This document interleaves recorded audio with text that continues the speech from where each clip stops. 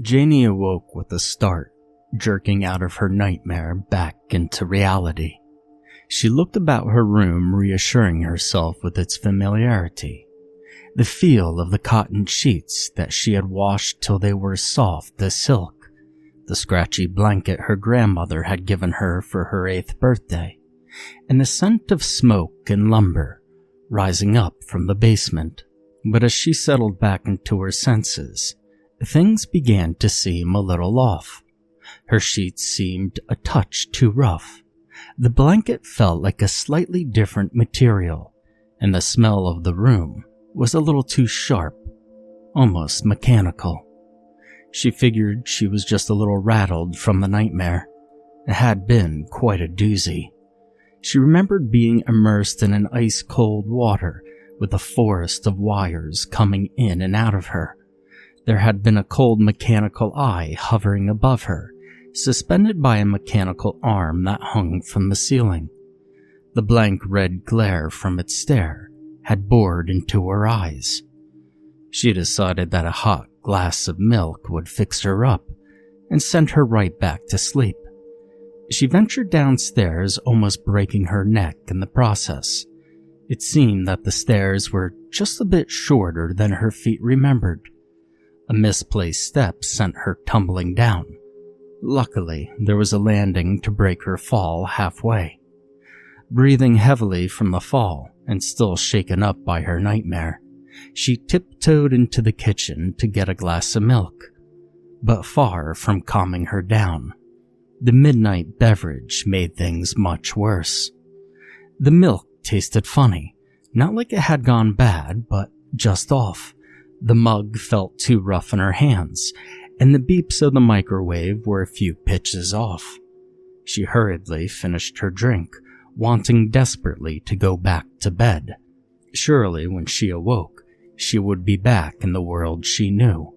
She went to return the milk to its shelf in the fridge, but as she reached out to grasp the handle, she saw the reflection of the polished refrigerator door, the cold mechanical eye from her nightmare.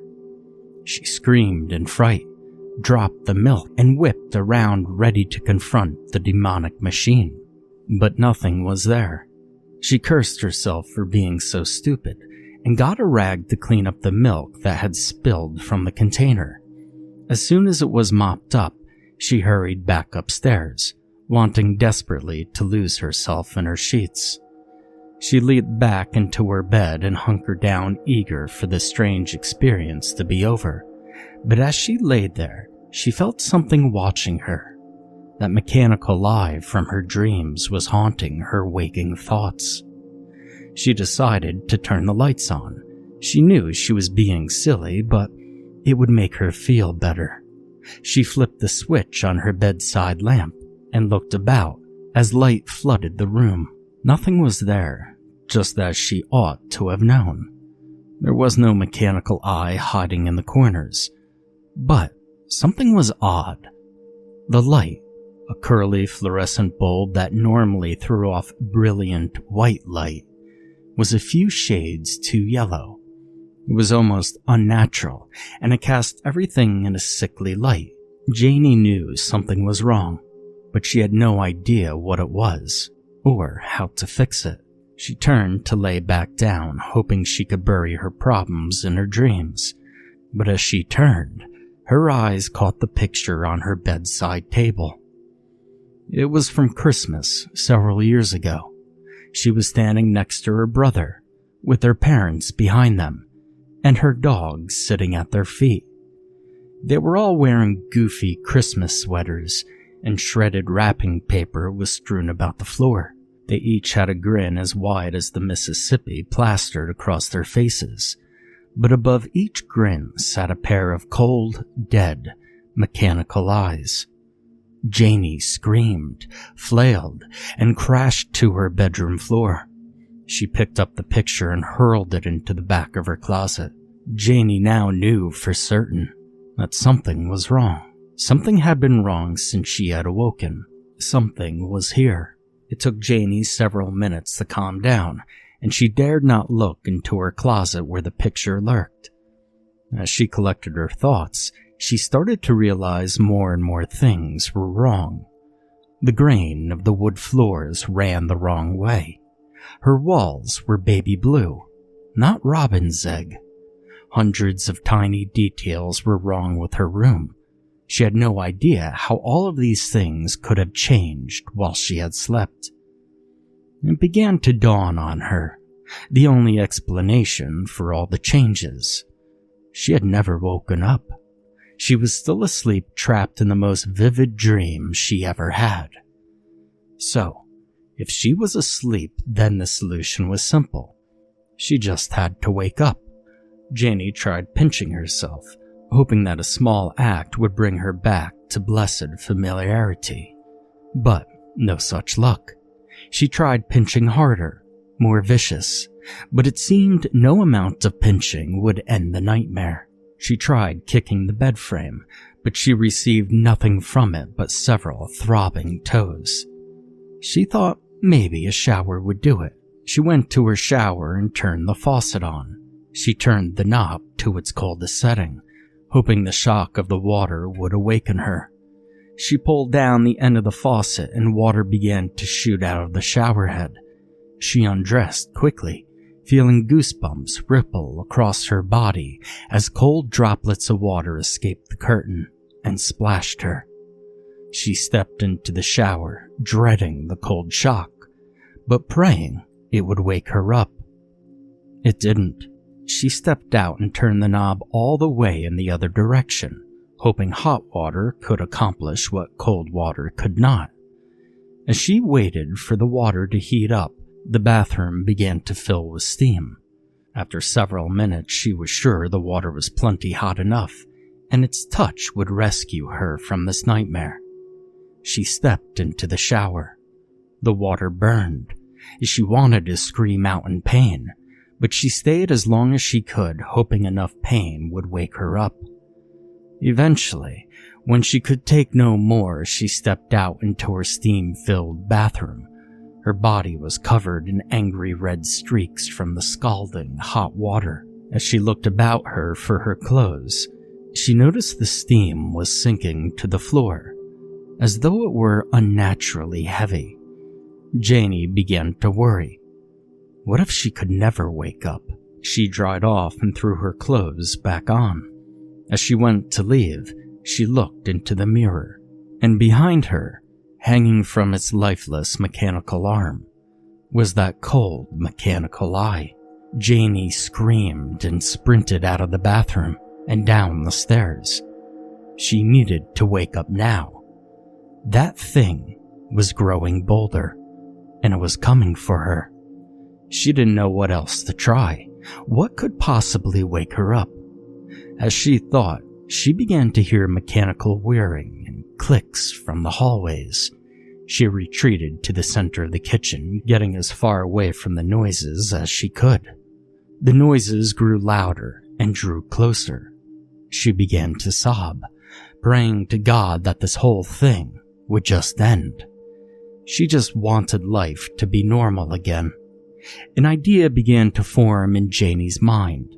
There was one thing that always woke you up from your dreams. Whenever you were about to fall to your death, you woke up. Whenever the psychotic murderer was about to catch you, you woke up. Janie just needed to die, and then she would wake up. But she couldn't let that thing be what killed her. She didn't know how or why, but she knew if it caught her, she would never wake up. The noises drew closer and Janie began to cry again, but her desperate plan filled her with grim determination.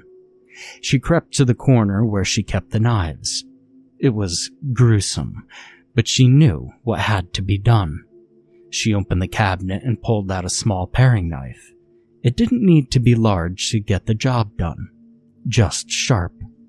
The noises drew closer and increased in volume, filling Janie with dread. She began to draw the knife down her arms, opening large slits in the belly of her forearms. She watched as the blood poured across her arms and spilled onto the counter. She laughed as she watched. too mentally exhausted to care. She worried only about waking up. She looked up from her arms, feeling woozy, and in the doorway of the kitchen hung the cold mechanical eye. Janie screamed. She wasn't awake yet. She wasn't dying fast enough. Her fear coursed through her, filling her mangled limbs with strength. She grabbed the large butcher's knife from its holder and slammed it down into her own chest. She laughed manically as she watched her lifeblood pour out of her. It was a sickly, unnatural shade of red. She looked up and saw the cold mechanical eye advancing towards her. She sobbed and shrieked as that monster drew closer. She pulled the knife out and drove it home again. Blood came thundering from her chest as it rushed out of her and pooled onto the floor. Janie collapsed. She lay on the ground, her vision fading, and she smiled in victory, knowing she had beat that demonic machine. She was waking up. Janie lay in a plexiglass container, surrounded by ice water.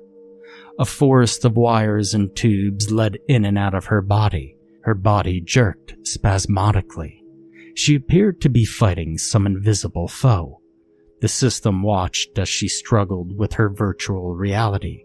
She was quickly becoming a very interesting subject. No one had ever noticed it was an illusion so quickly, and so many times in a row. This was her fastest time yet. Only 30 minutes, and she had successfully terminated the sequence. Her mind had even managed to retain some images of the system itself. The system was impressed. After a few more trials, the subject would be approved for cloning. Her genes could prove quite valuable for future science. The cold mechanical eye lowered itself to Janie's container and began running diagnostics on the events of the last sequence. Hopefully, she would improve again. Some subjects suffered too much psychological damage to continue testing. Such subjects were bad for science. Some may call Janie's treatment torture, that it was not proper science. But she was still alive, and that was more than you could say about many of her fellow subjects. The mechanical eye completed its diagnostic procedures and reset the sequence. Janie awoke with a start, jerking out of her nightmare back into reality.